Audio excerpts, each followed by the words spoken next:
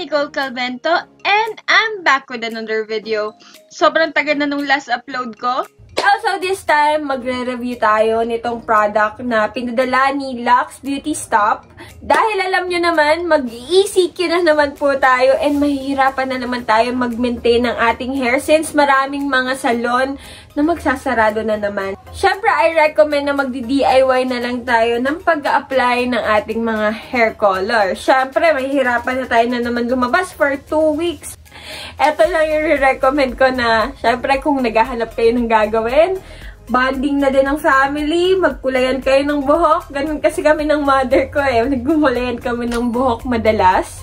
Disclaimer lang, hindi po ako professional hairdresser. First year college, ako na yun nag-a-apply ng hair color sa sarili ko, sa mga friends ko, sa other family members.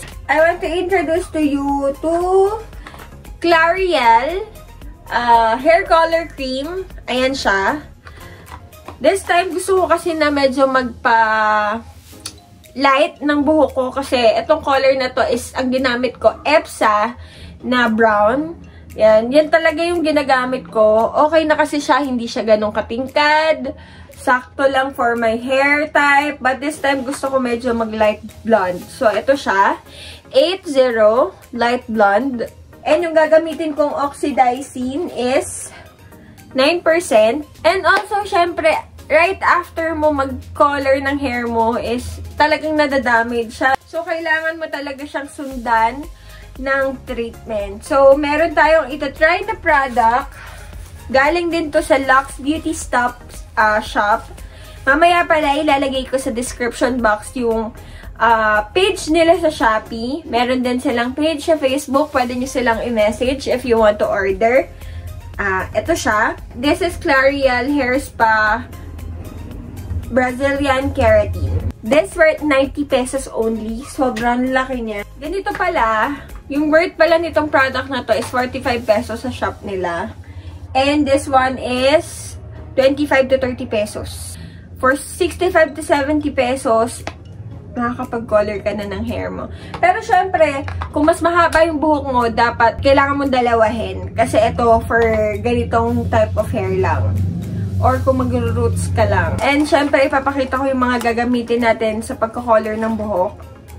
This one, mga clips. I have here 6. Ayan. Nabili ko to, I think, mga 45 pesos. And EPSA siya. EPSA yung tatak niya. 45 pesos for 6 na. And nagpadala din pala sila ng mixing bowl. And mga applicators. Meron sila nung may brush.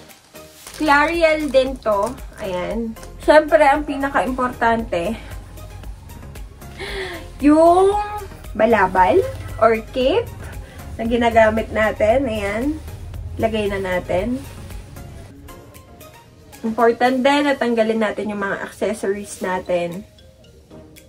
Actually guys, isa din sa pinaka-importante is yung gloves. Pero kanina pa ako nagpapabalik-baliktad ng bahay namin. Wala talaga akong makita. And, ayan. Gamitin natin yung mixing bowl. 1:1 lang siya. Ang ginagawa ko is, nilalagay ko lahat yung hair color cream. Tapos, isang oxidizing. Ganun lang siya. Ayan, nalagay ko na siya sa mixing bowl. Diba? And, haluin na lang natin siya. Actually, hindi ko alam bakit sabi ng mother ko is kailangan medyo, wag mo muna siyang i-apply after mo siya haluin or ilagay pagsamahin. Kailangan magstay muna for, mga 5 minutes. Ayan. Okay na siya. Nahalo ko na siya ng mabuti. So, habang naghihintay tayo ng aking 5 minutes is, i-section muna natin yung hair natin using the clips. Ayan. The yellow clips. Hatiin ko lang siya sa gitna. Tapos, yung hair natin dito,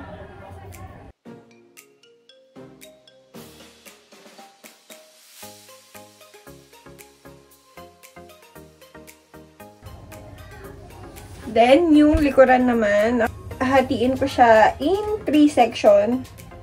yung ilalim.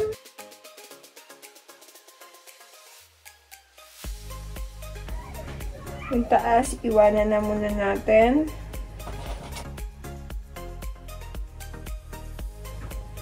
Yan yung itsura niya sa likuran. Wala akong gloves. I think makukulayan yung kamay ko. But, dead ma muna. Nasa bahay lang naman ako. But, please, I recommend you to use gloves.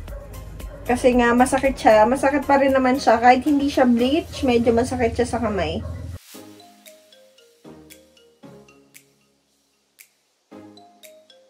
Importante na masisection mo yung hair mo. Kasi, para mas madali siyang applyan ng hair color cream. Kasi, syempre, kung hindi mo siya sinection, mag-iiba-iba yung kulay niya. Medyo mas, medyo mas matingkad dito sa part na to. Kasi, yun yung matagal mong nalagyan.